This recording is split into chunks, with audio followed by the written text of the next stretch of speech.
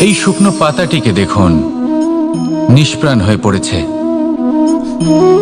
কোনো একটা সময় এই পাতাটি একটা গাছের ডালে ছিল। সেই গাছ ওর লালন পালন করত। যখন যখন বাতাস বইত, এই পাতায় কম্পন দেখা দিত, মনকে প্রফুল্ল করে তুলত। কোনো একদিন এই পাতা গাছের ডাল থেকে ঝরে পড়ে গেল। নিঃসন্দেহে ও নিজের স্বাধীনতা পেল, কিন্তু আস্তে আস্তে শুকিয়ে গেল, নিষ্প্রাণ হয়ে গেল। দেখুন, আমি এই কথা বলছি না যে স্বাধীনতা অনুচিত, কখনোই না। কিন্তু যে কোনো পরিস্থিতিতে স্বাধীন হতে চাওয়া এটা নিশ্চিতরূপে অনুচিত।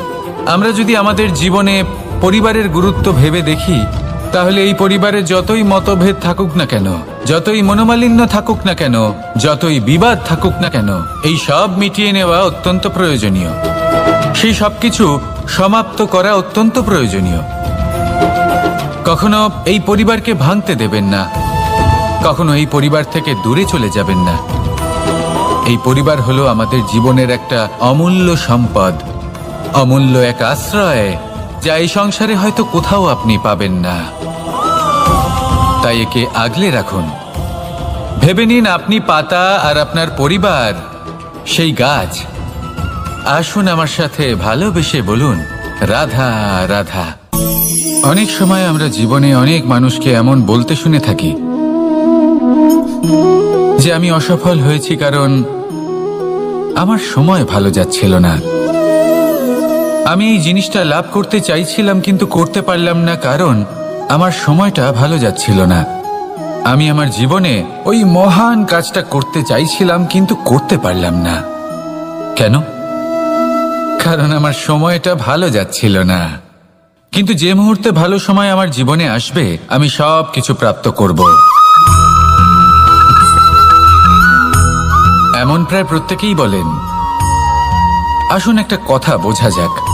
একজন মালিকে দেখুন, সে প্রত্যেক দিন গাছের সেবা করে, তাকে জল দেয়, তার যত্ন আত্তি করে। কেন? প্রত্যেক দিন সেই গাছ ফল দেয় না। সঠিক সময় এলে তবেই সেই গাছ ফল দেয়, কিন্তু প্রত্যেক দিন মালি তার সেবা করে, তাকে যত্ন করে। শুধুমাত্র তখন করে না যখন সেই গাছ ফল দিতে সক্ষম। আর যদি মালি গাছের যত্ন প্রতিদিন না করে, তাহলে হয়তো সেই গাছ ফল দিতেই পারবে না। এটাই হলো আমাদের জন্য একটা শিক্ষা। যখন সময় আমাদের জন্য অপেক্ষা করে না, তখন আপনি সময়ের জন্য কেন অপেক্ষা করছেন? ভালো সময়ের জন্য অপেক্ষা করবেন না। ভালো এবং শুভ কর্ম দ্বারা ভালো সময়কে নিজের কাছে টেনে আনুন। নিরন্তর কর্ম করুন, পরিশ্রম করতে থাকুন। শুভ সময় আপনা থেকেই আপনার কাছে আসবে।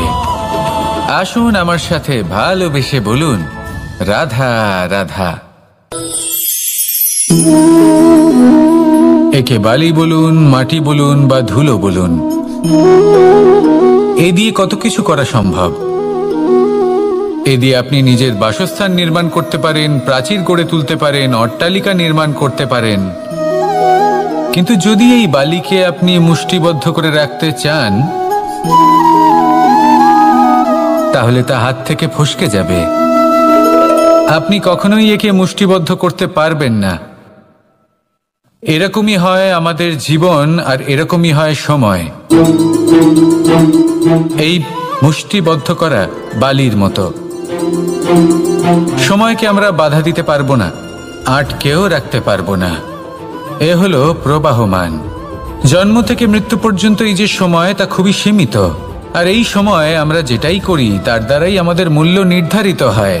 আর এই সংসার থেকে চলে যাওয়ার পরেও এই সংসার এই সব কর্মের জন্যই আমাদের মনে রাখে। তাই যদি আপনি এটা ভাবেন যে আজ যে কর্ম করার ছিল আমি না হয় কাল করে নেব, কাল আমার লক্ষ্যে পৌঁছানোর কথা ছিল আমি পরশু পৌঁছব, না, এই সময় খুব মূল্যবান, একে নষ্ট করবেন না। এই সময়কে সদ্ব্যবহার করুন, মহান হবার পথে অগ্রসর হন। একে যদি মুষ্টিবদ্ধ করে রাখার চেষ্টা করেন, এই সময় থেমে থাকবে না। আসুন আমার সাথে ভালোবেসে বলুন, রাধা রাধা। আমাদের জীবনে অনেক ধরনের ব্যক্তি এসে থাকেন। কেউ কেউ আমাদের সাথে থেকে যান, কেউ আমাদের থেকে দূরে চলে যান। কেউ ভালো মানুষ হন, কেউ খারাপ মানুষ। কিন্তু আমরা সবসময় সেই সময়টাকে নিয়ে দুঃখ প্রকাশ করি যখন আমাদের জীবনে কোনো খারাপ ব্যক্তি প্রবেশ করেন। তারা আমাদের খারাপ অনুভূতি দেন, দুঃখ দেন, কষ্ট দেন। আমরা সবাই তাকে ভালো মন্দ কথা বলি। কিন্তু কেন? এমন বিভিন্ন ধরনের মানুষ, খারাপ মানুষ, ভালো মানুষ সবার জীবনেই আসেন এবং সকলকেই একটা অমূল্য শিক্ষা দান করে যান। এবার আপনি নিজেই ভেবে দেখুন, জীবনে যখন প্রথমবার আপনি আগুন স্পর্শ করেছিলেন তখন আপনি একটা শিক্ষা লাভ করেছিলেন যে আমাকে আগুনের থেকে একটু দূরে থাকতে হবে। তারপর আস্তে আস্তে আপনি শিখলেন যে কিভাবে এই আগুনকে নিয়ন্ত্রণে রাখতে হবে। তারপর আপনি শিখলেন যে কিভাবে নিজের জীবনে তাকে প্রয়োগ করতে হবে, তা সে অন্ধকারে প্রকাশ লাভ করার জন্য হোক বা খাবার বানানোর জন্য। সেইভাবেই কোনো খারাপ ব্যক্তি যখন আপনার জীবনে আসে কোনো শিক্ষা দিয়ে যান, তার প্রতি কৃতজ্ঞ থাকুন। তার বিষয় খারাপ ভাবার বা খারাপ অনুভূতি নিয়ে থাকার কোনো প্রয়োজন নেই। সেই শিক্ষা লাভ করুন, ইতিবাচক মনোভাব নিয়ে জীবনের সামনে এগোতে থাকুন। কেউ নেই যিনি আপনাকে বাধা দিতে পারেন। আসুন আমার সাথে ভালোবেসে বলুন, রাধা রাধা। এই সংসারে অনেক অনেক এমন জ্ঞানী আছেন যারা নিজের সমস্ত জীবন জ্ঞান অর্জন করতে অতিবাহিত করেছেন। এই সংসারে এমন কোনো বেদ নেই, কোনো পুরাণ নেই, কোনো শাস্ত্র নেই, কোনো ভাষা নেই যা ওনারা জানেন না। এমন কোনো বিষয় নেই যা নিয়ে ওনারা কোনো বক্তব্য রাখতে পারবেন না। কিন্তু আমরা এই সকল জ্ঞানীকে কি ভালোবাসতে পারি? এনাদের সকলকে সম্মান করতে পারি না। কারণটা কি? দেখুন, বেদ পড়া একটি আলাদা বিষয়, বেদনা বুঝতে পারা অন্য ব্যাপার।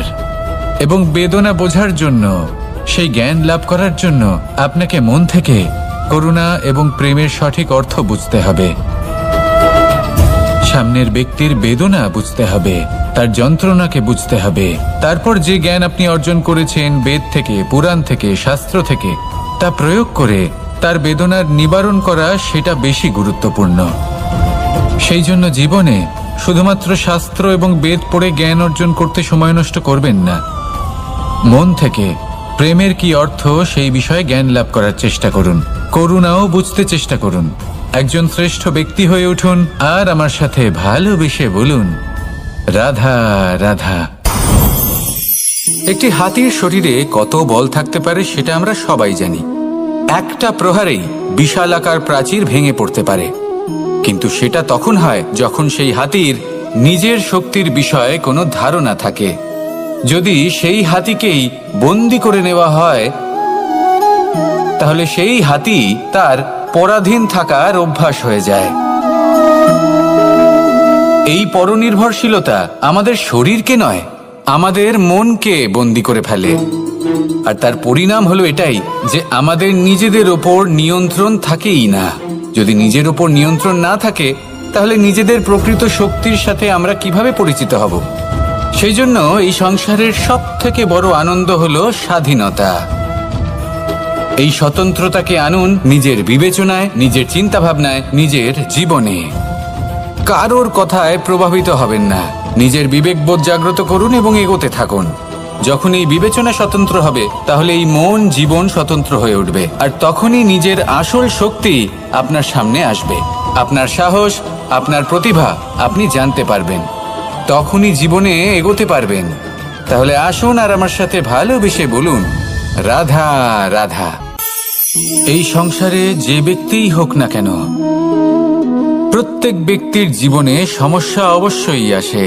এমন কিছু মানুষ আছেন, যদি তাদেরকে জিজ্ঞেস করেন যে এমনটা ঠিক কেন হলো, তাহলে পুরো দোষটা তারা নিজেদের পরিস্থিতির ওপর ন্যস্ত করেন। যে আমি তো এমন একটা পরিস্থিতিতে ছিলাম, আমি কিভাবে কিছু করতাম, আমার কাছে আর কোনো বিকল্পই ছিল না। চলুন কথা বলা যাক মহাভারত নিয়ে।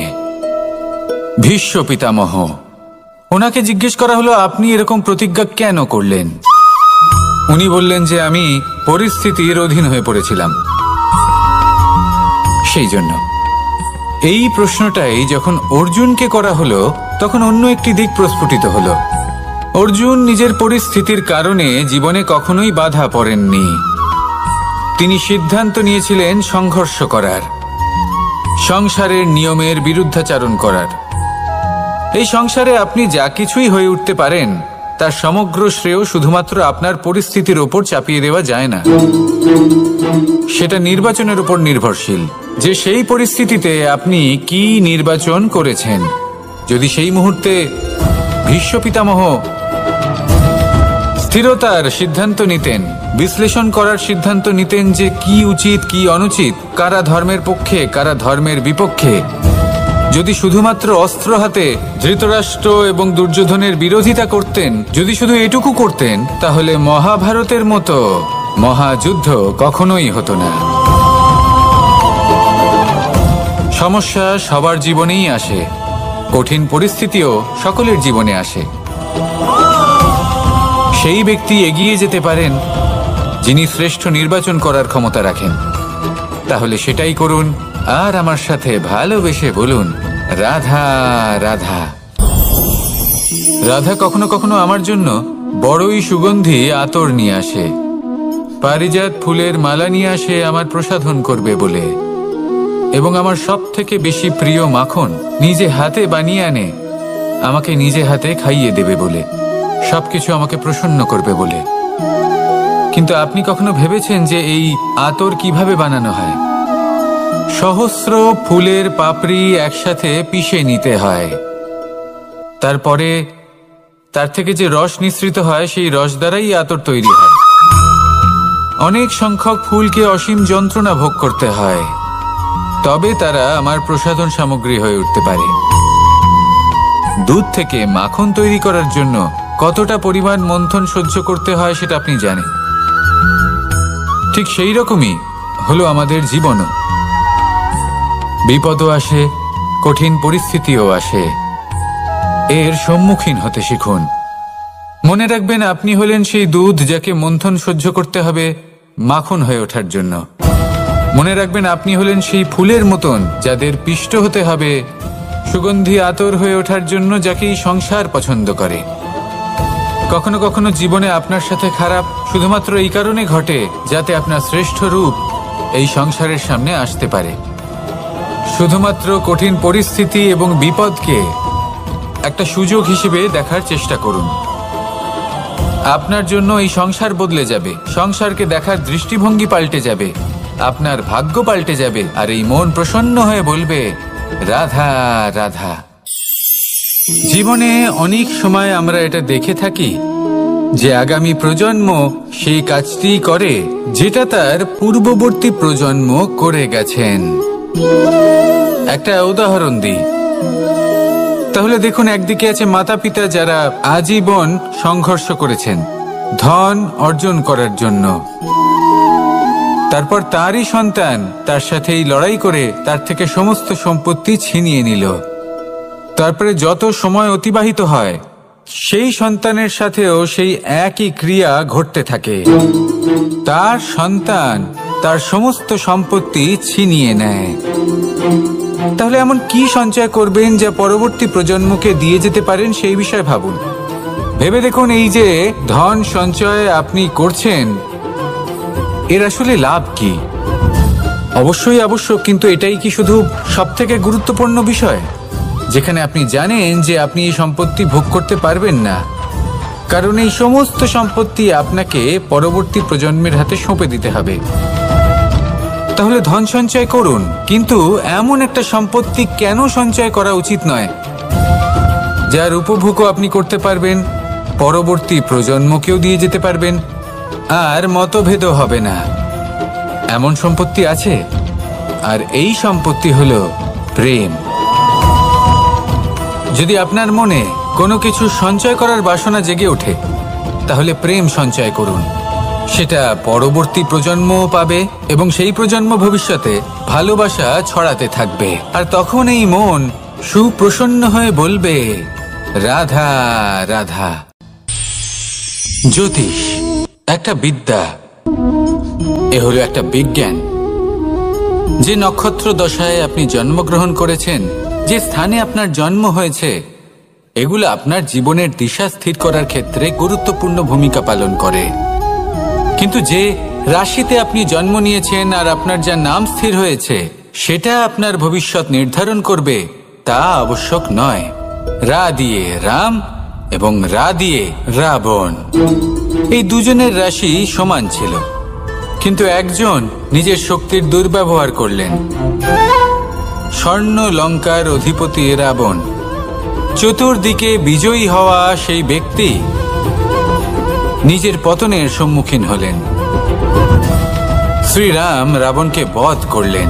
শ্রীরাম, যিনি নিজের কর্ম দ্বারা, নিজের পরিশ্রম দ্বারা ঈশ্বর উপাধি লাভ করেছিলেন, 14 বছরের বনবাস ভোগ করলেন, আর যখন বিপদে পড়লেন তখনও নিজের রাজ্যের সাহায্য নিলেন না।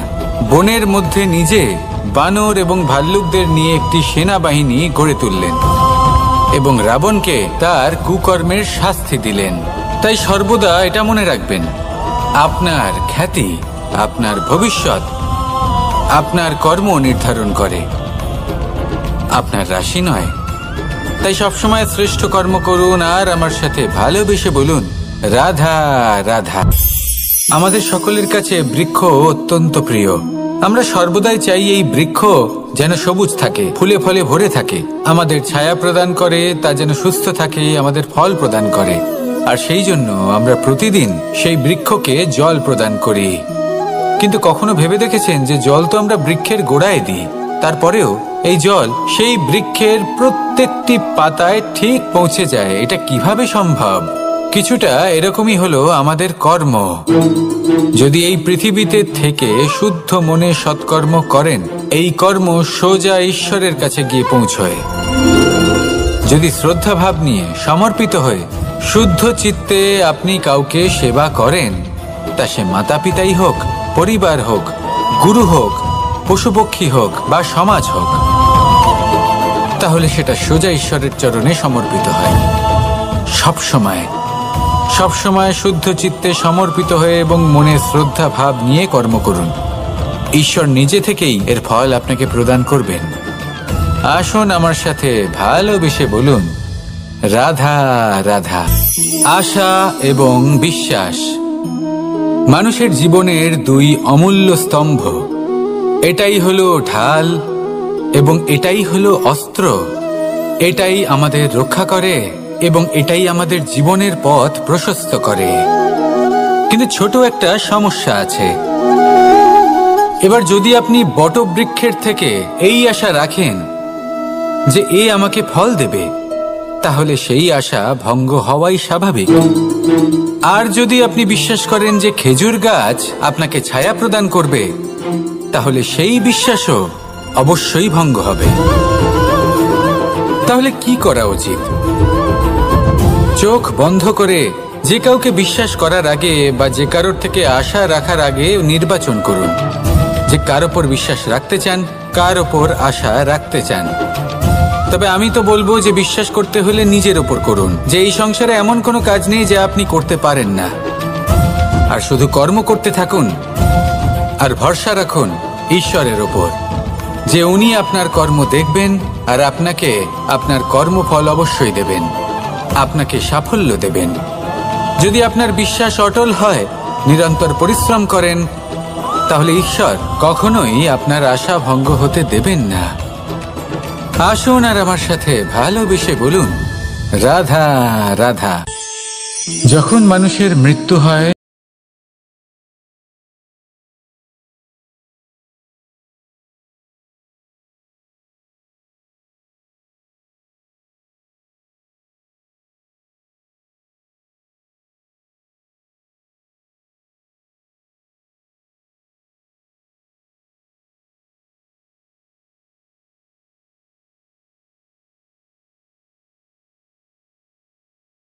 চাই আপনি এই সংসারে কি অর্জন করেছেন? ধন, সম্পত্তি, বস্ত্র, আভূষণ।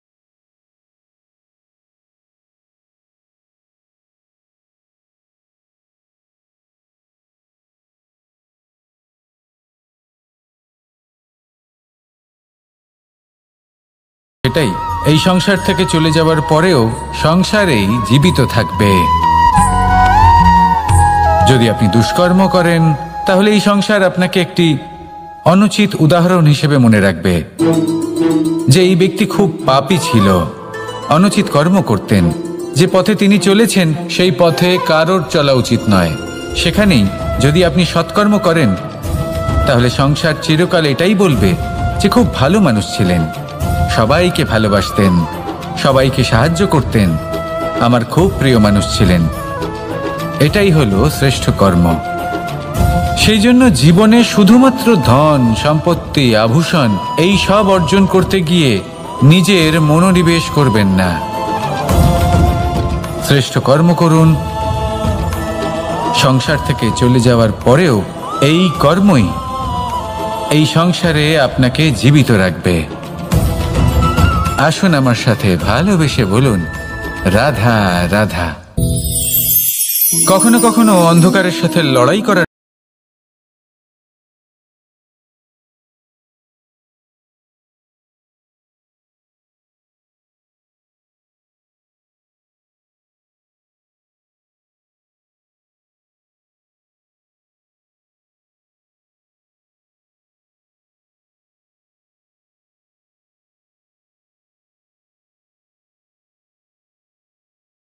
শক্তির প্রয়োজন হয় তা আসে এই তেল থেকে। যদি এই তেল সমাপ্ত হয়ে যায় তাহলে এই প্রকাশ তাও সমাপ্ত হয়ে যায়। আর আমাদের জীবনে এই তেল হলো আমাদের কর্ম, আর এই আগুন আর এর দ্বারা উৎপন্ন হওয়া প্রকাশ আমাদের ভাগ্য। যত আমাদের কর্ম ক্ষীণ হতে থাকবে আমাদের ভাগ্য সৌভাগ্য কোথাও না কোথাও লুপ্ত হয়ে যাবে। যে উজ্জ্বল ভবিষ্যৎ আমরা চাইছি তা কখনো লাভ করতে পারবো না যদি কর্ম না করি। ঠিক যেমন তেল ছাড়া অগ্নি উৎপন্ন হয় না, তেমনি কর্ম ছাড়া সৌভাগ্য হয় না। আর যেমন কর্ম তেমন ভাগ্য। তাই সবসময় কর্ম করতে থাকুন, কর্ম করা থামাবেন না। আর আমার সাথে ভালোবেসে বলুন, রাধা রাধা। এই শুকনো পাতাটিকে দেখুন, নিষ্প্রাণ হয়ে পড়েছে। কোনো একটা সময় এই পাতাটি একটা গাছের ডালে ছিল। সেই গাছ ওর লালন পালন করত। যখন যখন বাতাস বইত এই পাতায় কম্পন দেখা দিত, মনকে প্রফুল্ল করে তুলত। কোনো একদিন এই পাতা গাছের ডাল থেকে ঝরে পড়ে গেল। নিঃসন্দেহে ও নিজের স্বাধীনতা পেল, কিন্তু আস্তে আস্তে শুকিয়ে গেল, নিষ্প্রাণ হয়ে গেল। দেখুন, আমি এই কথা বলছি না যে স্বাধীনতা অনুচিত, কখনোই না। কিন্তু যে কোনো পরিস্থিতিতে স্বাধীন হতে চাওয়া এটা নিশ্চিতরূপে অনুচিত। আমরা যদি আমাদের জীবনে পরিবারের গুরুত্ব ভেবে দেখি তাহলে এই পরিবারে যতই মতভেদ থাকুক না কেন, যতই মনোমালিন্য থাকুক না কেন, যতই বিবাদ থাকুক না কেন, এই সব মিটিয়ে নেওয়া অত্যন্ত প্রয়োজনীয়। সেই সবকিছু সমাপ্ত করা অত্যন্ত প্রয়োজনীয়। কখনো এই পরিবারকে ভাঙতে দেবেন না, কখনো এই পরিবার থেকে দূরে চলে যাবেন না। এই পরিবার হলো আমাদের জীবনের একটা অমূল্য সম্পদ, অমূল্য এক আশ্রয়, যা এই সংসারে হয়তো কোথাও আপনি পাবেন না। তাই একে আগলে রাখুন। ভেবে নিন আপনি পাতা আর আপনার পরিবার সেই গাছ। আসুন আমার সাথে ভালোবেসে বলুন, রাধা রাধা। অনেক সময় আমরা জীবনে অনেক মানুষকে এমন বলতে শুনে থাকি যে আমি অসফল হয়েছি কারণ আমার সময় ভালো যাচ্ছিল না।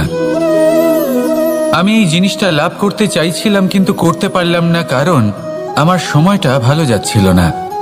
আমি আমার জীবনে ওই মহান কাজটা করতে চাইছিলাম কিন্তু করতে পারলাম না। কেন? কারণ আমার সময়টা ভালো যাচ্ছিল না। কিন্তু যে মুহূর্তে ভালো সময় আমার জীবনে আসবে আমি সব কিছু প্রাপ্ত করব। এমন প্রায় প্রত্যেকেই বলেন। আসুন একটা কথা বোঝা যাক। একজন মালিকে দেখুন, সে প্রত্যেক দিন গাছের সেবা করে, তাকে জল দেয়, তার যত্ন আত্তি করে। কেন? প্রত্যেক দিন সেই গাছ ফল দেয় না। সঠিক সময় এলে তবেই সেই গাছ ফল দেয়, কিন্তু প্রত্যেক দিন মালি তার সেবা করে, তাকে যত্ন করে। শুধুমাত্র তখন করে না যখন সেই গাছ ফল দিতে সক্ষম। আর যদি মালি গাছের যত্ন প্রতিদিন না করে তাহলে হয়তো সেই গাছ ফল দিতেই পারবে না। এটাই হলো আমাদের জন্য একটা শিক্ষা। যখন সময় আমাদের জন্য অপেক্ষা করে না, তখন আপনি সময়ের জন্য কেন অপেক্ষা করছেন? ভালো সময়ের জন্য অপেক্ষা করবেন না। ভালো এবং শুভ কর্ম দ্বারা ভালো সময়কে নিজের কাছে টেনে আনুন। নিরন্তর কর্ম করুন, পরিশ্রম করতে থাকুন। শুভ সময় আপনা থেকেই আপনার কাছে আসবে। আসুন আমার সাথে ভালোবেসে বলুন, রাধা রাধা। একে বালি বলুন, মাটি বলুন বা ধুলো বলুন, এ দিয়ে কত কিছু করা সম্ভব। এ দিয়ে আপনি নিজের বাসস্থান নির্মাণ করতে পারেন, প্রাচীর গড়ে তুলতে পারেন, অট্টালিকা নির্মাণ করতে পারেন। কিন্তু যদি এই বালিকে আপনি মুষ্টিবদ্ধ করে রাখতে চান, তাহলে তা হাত থেকে ফসকে যাবে। আপনি কখনোই একে মুষ্টিবদ্ধ করতে পারবেন না। এরকমই হয় আমাদের জীবন, আর এরকমই হয় সময়। এই মুষ্টিবদ্ধ করা বালির মতো। সময়কে আমরা বাধা দিতে পারবো না, আটকেও রাখতে পারবো না। এ হলো প্রবাহমান। জন্ম থেকে মৃত্যু পর্যন্ত এই যে সময়, তা খুবই সীমিত। আর এই সময় আমরা যেটাই করি তার দ্বারাই আমাদের মূল্য নির্ধারিত হয়। আর এই সংসার থেকে চলে যাওয়ার পরেও এই সংসার এই সব কর্মের জন্যই আমাদের মনে রাখে। তাই যদি আপনি এটা ভাবেন যে আজ যে কর্ম করার ছিল আমি না হয় কাল করে নেব, কাল আমার লক্ষ্যে পৌঁছানোর কথা ছিল আমি পরশু পৌঁছব, না, এই সময় খুব মূল্যবান, একে নষ্ট করবেন না। এই সময়কে সদ্ব্যবহার করুন, মহান হবার পথে অগ্রসর হন। একে যদি মুষ্টিবদ্ধ করে রাখার চেষ্টা করেন, এই সময় থেমে থাকবে না। আসুন আমার সাথে ভালোবেসে বলুন, রাধা রাধা। আমাদের জীবনে অনেক ধরনের ব্যক্তি এসে থাকেন। কেউ কেউ আমাদের সাথে থেকে যান, কেউ আমাদের থেকে দূরে চলে যান। কেউ ভালো মানুষ হন, কেউ খারাপ মানুষ। কিন্তু আমরা সবসময় সেই সময়টাকে নিয়ে দুঃখ প্রকাশ করি যখন আমাদের জীবনে কোনো খারাপ ব্যক্তি প্রবেশ করেন। তারা আমাদের খারাপ অনুভূতি দেন, দুঃখ দেন, কষ্ট দেন। আমরা সবাই তাকে ভালো মন্দ কথা বলি। কিন্তু কেন? এমন বিভিন্ন ধরনের মানুষ, খারাপ মানুষ, ভালো মানুষ সবার জীবনেই আসেন এবং সকলকেই একটা অমূল্য শিক্ষা দান করে যান। এবার আপনি নিজেই ভেবে দেখুন, জীবনে যখন প্রথমবার আপনি আগুন স্পর্শ করেছিলেন, তখন আপনি একটা শিক্ষা লাভ করেছিলেন যে আমাকে আগুনের থেকে একটু দূরে থাকতে হবে। তারপর আস্তে আস্তে আপনি শিখলেন যে কিভাবে এই আগুনকে নিয়ন্ত্রণে রাখতে হবে। তারপর আপনি শিখলেন যে কিভাবে নিজের জীবনে তাকে প্রয়োগ করতে হবে, তা সে অন্ধকারে প্রকাশ লাভ করার জন্য হোক বা খাবার বানানোর জন্য। সেইভাবেই কোনো খারাপ ব্যক্তি যখন আপনার জীবনে আসে, কোনো শিক্ষা দিয়ে যান, তার প্রতি কৃতজ্ঞ থাকুন। তার বিষয় খারাপ ভাবার বা খারাপ অনুভূতি নিয়ে থাকার কোনো প্রয়োজন নেই। সেই শিক্ষা লাভ করুন, ইতিবাচক মনোভাব নিয়ে জীবনের সামনে এগোতে থাকুন। কেউ নেই যিনি আপনাকে বাধা দিতে পারেন। আসুন আমার সাথে ভালোবেসে বলুন, রাধা রাধা। এই সংসারে অনেক অনেক এমন জ্ঞানী আছেন যারা নিজের সমস্ত জীবন জ্ঞান অর্জন করতে অতিবাহিত করেছেন। এই সংসারে এমন কোনো বেদ নেই, কোনো পুরাণ নেই, কোনো শাস্ত্র নেই, কোনো ভাষা নেই যা ওনারা জানেন না। এমন কোনো বিষয় নেই যা নিয়ে ওনারা কোনো বক্তব্য রাখতে পারবেন না। কিন্তু আমরা এই সকল জ্ঞানীকে কি ভালোবাসতে পারি? এনাদের সকলকে সম্মান করতে পারি না। কারণটা কি? দেখুন, বেদ পড়া একটি আলাদা বিষয়, বেদনা বুঝতে পারা অন্য ব্যাপার। এবং বেদনা বোঝার জন্য, সেই জ্ঞান লাভ করার জন্য আপনাকে মন থেকে করুণা এবং প্রেমের সঠিক অর্থ বুঝতে হবে। সামনের ব্যক্তির বেদনা বুঝতে হবে, তার যন্ত্রণাকে বুঝতে হবে। তারপর যে জ্ঞান আপনি অর্জন করেছেন বেদ থেকে, পুরাণ থেকে, শাস্ত্র থেকে, তা প্রয়োগ করে তার বেদনার নিবারণ করা, সেটা বেশি গুরুত্বপূর্ণ। সেই জন্য জীবনে শুধুমাত্র শাস্ত্র এবং বেদ পড়ে জ্ঞান অর্জন করতে সময় নষ্ট করবেন না। মন থেকে প্রেমের কি অর্থ সেই বিষয়ে জ্ঞান লাভ করার চেষ্টা করুন। করুণাও বুঝতে চেষ্টা করুন। একজন শ্রেষ্ঠ ব্যক্তি হয়ে উঠুন আর আমার সাথে ভালোবেসে বলুন, রাধা রাধা। একটি হাতির শরীরে কত বল থাকতে পারে সেটা আমরা সবাই জানি। একটা প্রহারেই বিশালাকার প্রাচীর ভেঙে পড়তে পারে, কিন্তু সেটা তখন হয় যখন সেই হাতির নিজের শক্তির বিষয়ে কোনো ধারণা থাকে। যদি সেই হাতিকেই বন্দি করে নেওয়া হয় তাহলে সেই হাতি তার পরাধীন থাকার অভ্যাস হয়ে যায়। এই পরনির্ভরশীলতা আমাদের শরীরকে নয়, আমাদের মনকে বন্দি করে ফেলে। আর তার পরিণাম হলো এটাই যে আমাদের নিজেদের ওপর নিয়ন্ত্রণ থাকেই না। যদি নিজের ওপর নিয়ন্ত্রণ না থাকে তাহলে নিজেদের প্রকৃত শক্তির সাথে আমরা কিভাবে পরিচিত হব? সেই জন্য এই সংসারের সবথেকে বড় আনন্দ হলো স্বাধীনতা। এই স্বতন্ত্রতাকে আনুন নিজের বিবেচনায়, নিজের চিন্তাভাবনায়, নিজের জীবনে। কারোর কথায় প্রভাবিত হবেন না। নিজের বিবেকবোধ জাগ্রত করুন এবং এগোতে থাকুন। যখন এই বিবেচনা স্বতন্ত্র হবে তাহলে এই মন জীবন স্বতন্ত্র হয়ে উঠবে, আর তখনই নিজের আসল শক্তি আপনার সামনে আসবে। আপনার সাহস, আপনার প্রতিভা আপনি জানতে পারবেন, তখনই জীবনে এগোতে পারবেন। তাহলে আসুন আর আমার সাথে ভালোবেসে বলুন, রাধা রাধা। এই সংসারে যে ব্যক্তিই হোক না কেন, প্রত্যেক ব্যক্তির জীবনে সমস্যা অবশ্যই আসে। এমন কিছু মানুষ আছেন, যদি তাদেরকে জিজ্ঞেস করেন যে এমনটা ঠিক কেন হলো, তাহলে পুরো দোষটা তারা নিজেদের পরিস্থিতির ওপর ন্যস্ত করেন। যে আমি তো এমন একটা পরিস্থিতিতে ছিলাম, আমি কিভাবে কিছু করতাম, আমার কাছে আর কোনো বিকল্পই ছিল না। চলুন কথা বলা যাক মহাভারত নিয়ে। ভীষ্ম পিতামহ, ওনাকে জিজ্ঞেস করা হলো আপনি এরকম প্রতিজ্ঞা কেন করলেন? উনি বললেন যে আমি পরিস্থিতির অধীন হয়ে পড়েছিলাম, সেই জন্য। এই প্রশ্নটাই যখন অর্জুনকে করা হলো তখন অন্য একটি দিক প্রস্ফুটিত হলো। অর্জুন নিজের পরিস্থিতির কারণে জীবনে কখনোই বাধা পড়েননি। তিনি সিদ্ধান্ত নিয়েছিলেন সংঘর্ষ করার, সংসারের নিয়মের বিরুদ্ধাচারণ করার। এই সংসারে আপনি যা কিছুই হয়ে উঠতে পারেন তার সমগ্র শ্রেয় শুধুমাত্র আপনার পরিস্থিতির ওপর চাপিয়ে দেওয়া যায় না। সেটা নির্বাচনের উপর নির্ভরশীল যে সেই পরিস্থিতিতে আপনি কি নির্বাচন করেছেন। যদি সেই মুহূর্তে ভীষ্ম পিতামহ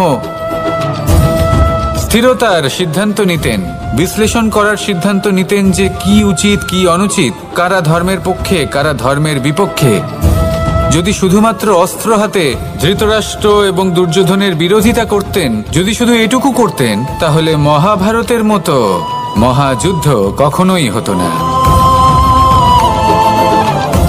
সমস্যা সবার জীবনেই আসে, কঠিন পরিস্থিতিও সকলের জীবনে আসে। সেই ব্যক্তি এগিয়ে যেতে পারেন যিনি শ্রেষ্ঠ নির্বাচন করার ক্ষমতা রাখেন। তাহলে সেটাই করুন আর আমার সাথে ভালোবেসে বলুন, রাধা রাধা। রাধা কখনো কখনো আমার জন্য বড়ই সুগন্ধি আতর নিয়ে আসে, পারিজাত ফুলের মালা নিয়ে আসে আমার প্রসাধন করবে বলে, এবং আমার সব থেকে বেশি প্রিয় মাখন নিজে হাতে বানিয়ে আনে আমাকে নিজে হাতে খাইয়ে দেবে।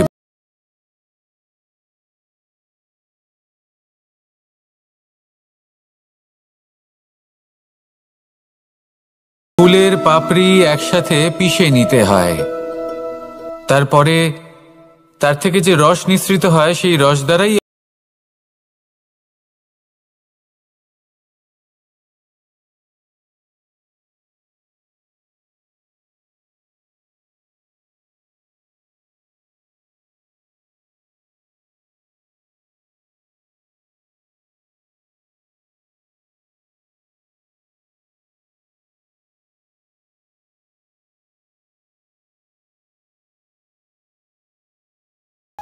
মনে রাখবেন, আপনি হলেন সেই দুধ যাকে মন্থন সহ্য করতে হবে মাখন হয়ে ওঠার জন্য। মনে রাখবেন, আপনি হলেন সেই ফুলের মতন যাদের পিষ্ট হতে হবে সুগন্ধি আতর হয়ে ওঠার জন্য, যাকে এই সংসার পছন্দ করে। কখনো কখনো জীবনে আপনার সাথে খারাপ শুধুমাত্র এই কারণে ঘটে যাতে আপনার শ্রেষ্ঠ রূপ এই সংসারের সামনে আসতে পারে। শুধুমাত্র কঠিন পরিস্থিতি এবং বিপদকে একটা সুযোগ হিসেবে দেখার চেষ্টা করুন। আপনার জন্য এই সংসার বদলে যাবে, সংসারকে দেখার দৃষ্টিভঙ্গি পাল্টে যাবে, আপনার ভাগ্য পাল্টে যাবে, আর এই মন প্রসন্ন হয়ে বলবে রাধা রাধা। জীবনে অনেক সময় আমরা এটা দেখে থাকি যে আগামী প্রজন্ম সেই কাজটি করে যেটা তার পূর্ববর্তী প্রজন্ম করে গেছেন। একটা উদাহরণ দিই, তাহলে দেখুন, একদিকে আছে মাতা পিতা যারা আজীবন সংঘর্ষ করেছেন ধন অর্জন করার জন্য, তারপর তারই সন্তান তার সাথেই লড়াই করে তার থেকে সমস্ত সম্পত্তি ছিনিয়ে নিল। তারপরে যত সময় অতিবাহিত হয় সেই সন্তানের সাথেও সেই একই ক্রিয়া ঘটতে থাকে, তার সন্তান তার সমস্ত সম্পত্তি ছিনিয়ে নেয়। তাহলে এমন কি সঞ্চয় করবেন যা পরবর্তী প্রজন্মকে দিয়ে যেতে পারেন সেই বিষয়ে ভাবুন। ভেবে দেখুন, এই যে ধন সঞ্চয় আপনি করছেন এর আসলে লাভ কি? অবশ্যই আবশ্যক, কিন্তু এটাই কি শুধু সবথেকে গুরুত্বপূর্ণ বিষয় যেখানে আপনি জানেন যে আপনি এই সম্পত্তি ভোগ করতে পারবেন না, কারণ এই সমস্ত সম্পত্তি আপনাকে পরবর্তী প্রজন্মের হাতে সঁপে দিতে হবে। তাহলে ধন সঞ্চয় করুন, কিন্তু এমন একটা সম্পত্তি কেন সঞ্চয় করা উচিত নয় যার উপভোগও আপনি করতে পারবেন, পরবর্তী প্রজন্মকেও দিয়ে যেতে পারবেন, আর মতভেদও হবে না। এমন সম্পত্তি আছে, আর এই সম্পত্তি হলো প্রেম। যদি আপনার মনে কোনো কিছু সঞ্চয় করার বাসনা জেগে ওঠে তাহলে প্রেম সঞ্চয় করুন, সেটা পরবর্তী প্রজন্মও পাবে এবং সেই প্রজন্ম ভবিষ্যতে ভালোবাসা ছড়াতে থাকবে, আর তখন এই মন সুপ্রসন্ন হয়ে বলবে রাধা রাধা। জ্যোতিষ একটা বিদ্যা, এ হলো একটা বিজ্ঞান। যে নক্ষত্র দশায় আপনি জন্মগ্রহণ করেছেন, যে স্থানে আপনার জন্ম হয়েছে, এগুলো আপনার জীবনের দিশা স্থির করার ক্ষেত্রে গুরুত্বপূর্ণ ভূমিকা পালন করে। কিন্তু যে রাশিতে আপনি জন্ম নিয়েছেন আর আপনার যা নাম স্থির হয়েছে সেটা আপনার ভবিষ্যৎ নির্ধারণ করবে তা আবশ্যক নয়। রা দিয়ে রাম এবং রা দিয়ে রাবণ, এই দুজনের রাশি সমান ছিল, কিন্তু একজন নিজের শক্তির দুর্ব্যবহার করলেন। স্বর্ণ লঙ্কার অধিপতি রাবণ, চতুর্দিকে বিজয়ী হওয়া সেই ব্যক্তি নিজের পতনের সম্মুখীন হলেন। শ্রীরাম রাবণকে বধ করলেন। শ্রীরাম, যিনি নিজের কর্ম দ্বারা, নিজের পরিশ্রম দ্বারা ঈশ্বর উপাধি লাভ করেছিলেন, 14 বছরের বনবাস ভোগ করলেন, আর যখন বিপদে পড়লেন তখনও নিজের রাজ্যের সাহায্য নিলেন না।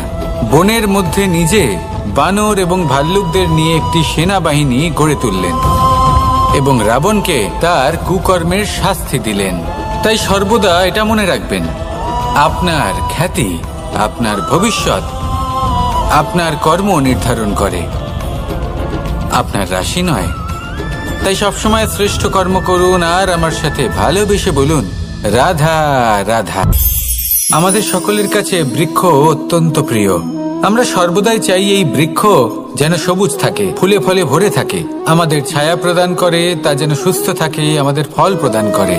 আর সেই জন্য আমরা প্রতিদিন সেই বৃক্ষকে জল প্রদান করি। কিন্তু কখনো ভেবে দেখেছেন যে জল তো আমরা বৃক্ষের গোড়ায় দিই, তারপরেও এই জল সেই বৃক্ষের প্রত্যেকটি পাতায় ঠিক পৌঁছে যায়? এটা কিভাবে সম্ভব? কিছুটা এরকমই হলো আমাদের কর্ম।